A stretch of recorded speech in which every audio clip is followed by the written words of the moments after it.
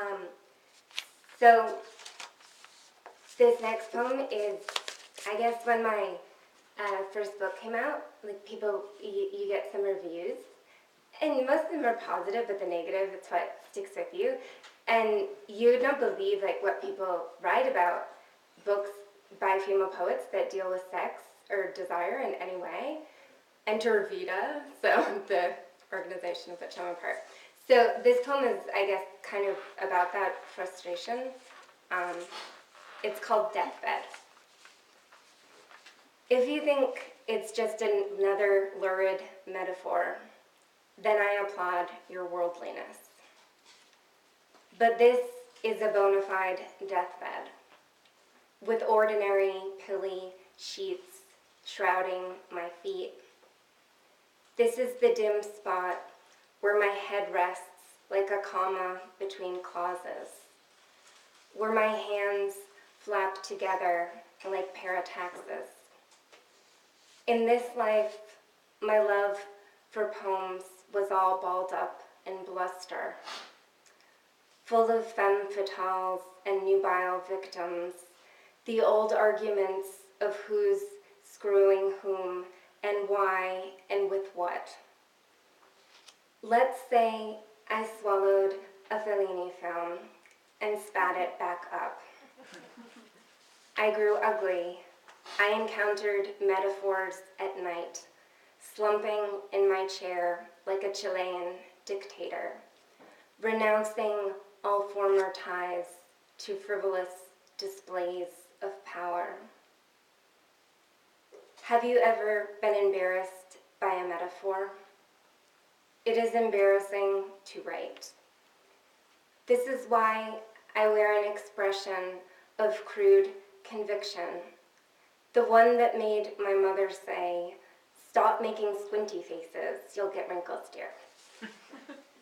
So no more poems, no more lyric eyes to call the troops home from the confines of the pillowcases, no more gilded expeditions to the secret grove where everyone groans and takes off their clothes.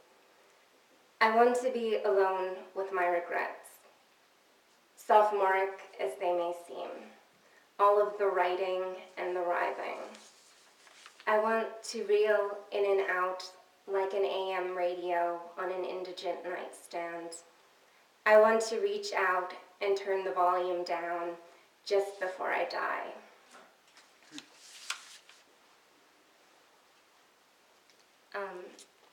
So yeah, one moment.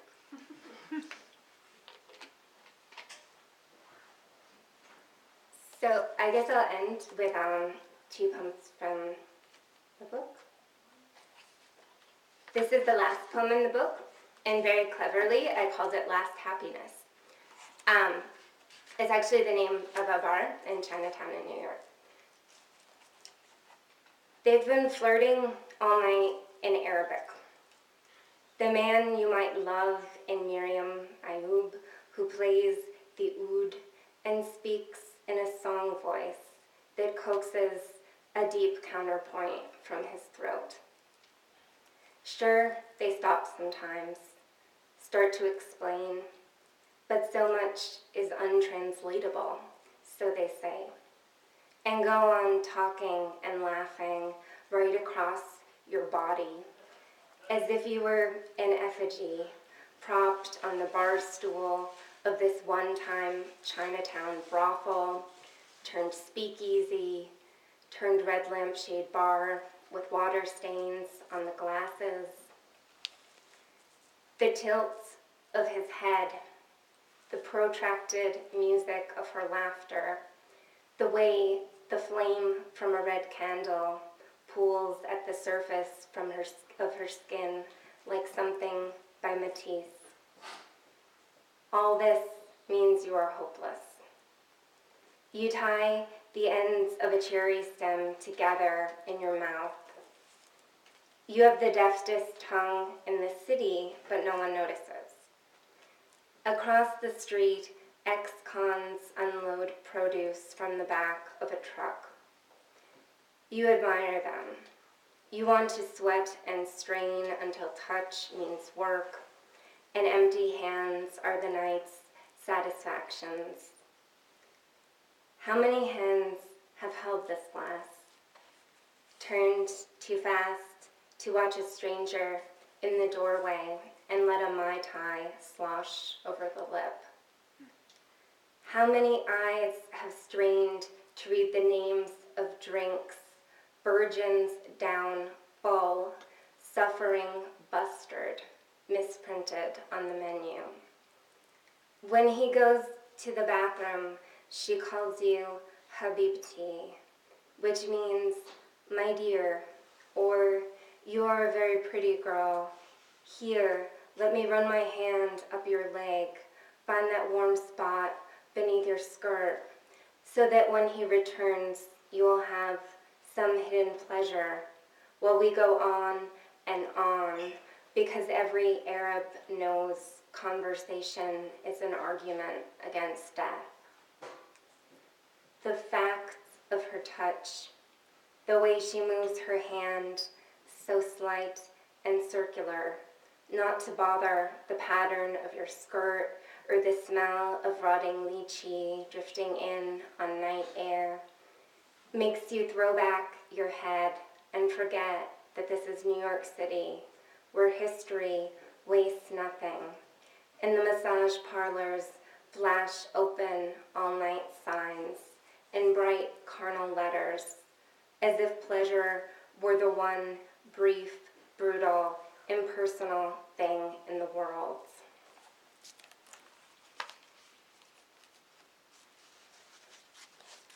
Okay, this is actually the poem that Steele read a passage from, so you guys already know the ending, sorry.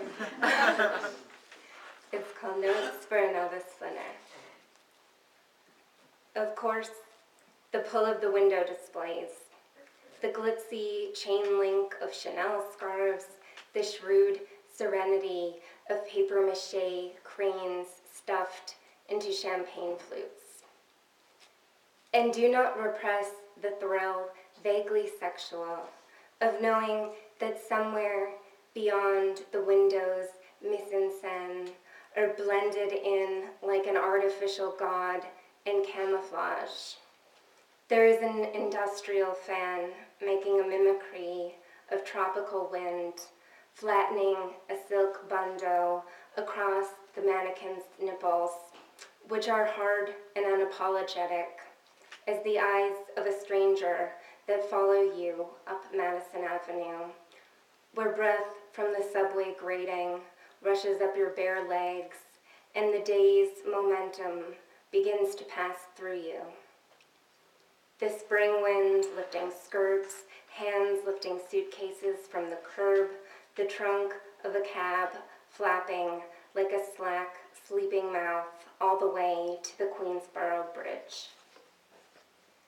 Try to think of all of this as a seduction, a tourist trap or attraction, the self-stuttering between the holy pornography of marketplace and passing glance.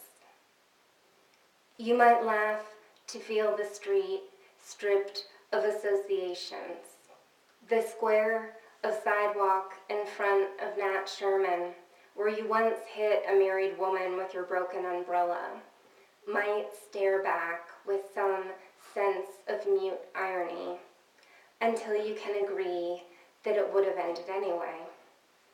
Her contempt for Alphabet City, your fear of subterfuge.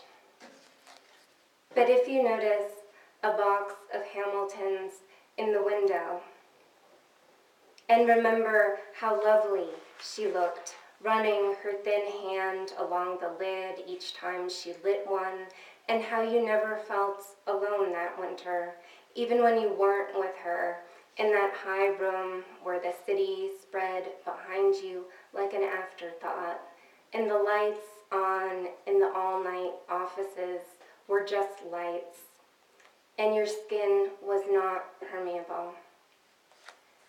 Then later, when you notice the 180,000 calorie dark chocolate Christ in the lobby of the Waldorf, let yourself remember the runaway kid on the subway, the one who grinned and told you that once, when he was an altar boy in a southern town, he stole shopping bags full of the host and ran through the neighborhood, tossing wafers, scattering the sacrament on thresholds and flagstones, over the windshields of parked cars and the tarps covering propane grills. How he swears to this day that all he wanted was to see the whole street blessed. Thank you.